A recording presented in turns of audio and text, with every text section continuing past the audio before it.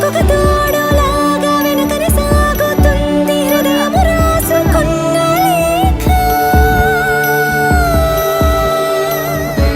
వెన్నెల్లో ఉన్న వ్యసంగా ఉంది, నేనే ఊహిస్తుంటే